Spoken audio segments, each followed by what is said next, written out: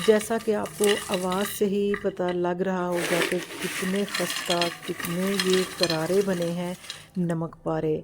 इतने आसान तरीके से हम बनाएंगे, ये देखें, देखने में, तोड़ने में ही आपको पता लग रहा होगा कि ये कितने खस्ता बने हैं। बिल्कुल सोगी नहीं और ना ही ये लचीले बने हैं, बिल्कुल खस्ता बने हैं। तो बिस्मिल्लाहिर्रहमानिर्रहीम, अस्सलाम वालेकुम, वेलकम टू माय चैनल। तो आज हम नमक पारे बनाएंगे आटे से, मैदे से बिल्कुल नहीं बनाएंगे।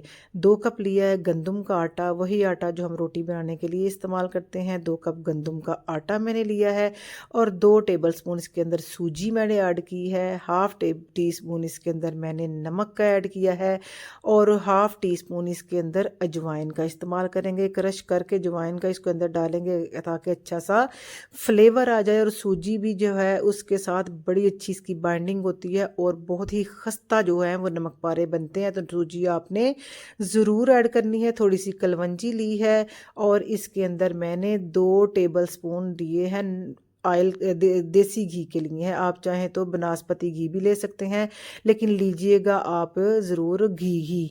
तो इसको बिल्कुल हमने थोड़ा थोड़ा पानी के ऐड करके इसको अच्छे से हमने ना मिक्स करना है और बिल्कुल थोड़ा पानी ऐड करना है और बिल्कुल सख्त इसकी हमने सख्त डो लगानी है। बार बार मैं आपको कह रही हूँ, अगर आप नरम डो लगाएंगे तो फिर आपके नमक पारे अच्छे नहीं बनेंगे। सख्त डो लगानी है और 3 से 4 मिनट हमने इसको गूंदना है और इसको ढक कर हमने 10 से 15 मिनट का रेस्ट देना है। 10 से 15 मिनट के बाद एक दफ़ा फिर हमने इसको हाथ से देखे मसल लिया है और जो सूजी इसके अंदर थी उसका जो एक्स्ट्रा पानी और भी था वो भी अच्छे से सोक हो गया है और डो हमारी और भी सख्त हो गई है।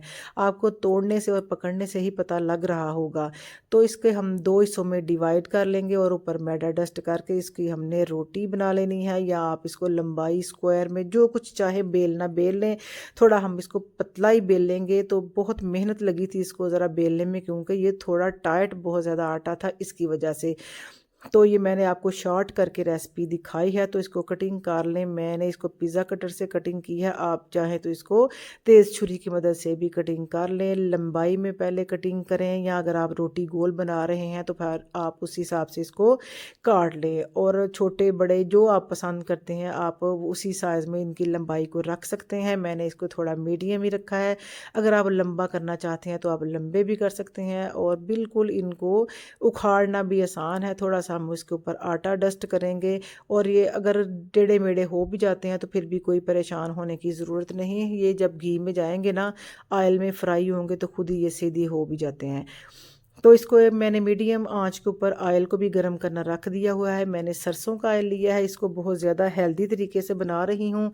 आप चाहें तो दूसरा भी ऑयल इस्तेमाल कर सकते हैं। मीडियम आंच के ऊपर इसको तेज़ ऑयल को गर्म करना है, यानी कि मीडियम आंच के ऊपर अच्छा सा ऑयल जब गर्म फुल हो जाए फिर हमने इसके अंदर अपने नमक पारे ऐड करने हैं और 1 मिनट के बाद हमने इसको हिला लेना है। जैसे ही सरफेस के ऊपर नमक पारे आ जाएँ, ये कुक हो जाए, पक जाए आधे, तो हमने मीडियम टू लो फ्लेम कर देनी है। यानी कि स्टार्ट का जो है वो तेज़ आंच के ऊपर हमने इसको 1 मिनट पकाना है।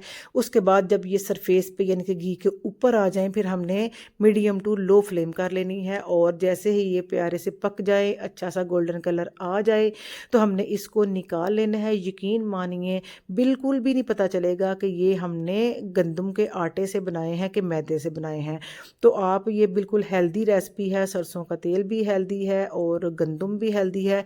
तो आप ये रेसिपी ज़रूर बनाइएगा और बच्चों को भी दीजिएगा। और शाम की चाय में भी आप नमक पारे सर्दियों के मौसम में बहुत ही मज़ा आता है इसके साथ। बहुत ही ये फ्लेवरफुल और ये देखें सुपर क्रिस्पी, सुपर क्रंची बने हैं। तो अब हम इसको निकाल लेंगे और इसी तरह 2 से 3 बैचों में मैंने निकाल लिए हैं सारे। तो रेसिपी को अगर आप देखते देखते नमक पारों की यहाँ पर पहुँच ही गए हैं तो आपने वीडियो को भी ज़रूर लाइक करना है और आपने मेरे चैनल यूट्यूब के को भी ज़रूर सब्सक्राइब करना है। अपने फ्रेंड एंड फैमिली में भी आपने शेयर करना है और ज़्यादा से ज़्यादा आप मेरी रेसिपीज़ को शेयर किया करें ताकि लोग ज़्यादा से ज़्यादा इससे फ़ायदा हासिल कर सकें। तो आपके सपोर्ट की ज़रूरत है। तो आपने मेरे चैनल को ज़रूर सपोर्ट करना है और बगैर स्किप किए मेरी तमाम वीडियो जो मैंने अब तक अपने चैनल पर डाली हुई हैं आपने ज़रूर वॉच करनी है। तो आपका बेहद शुक्रिया। तो इंशाल्लाह मिलते हैं एक नई रेसिपी के साथ। तब तक के लिए अल्लाह हाफिज़।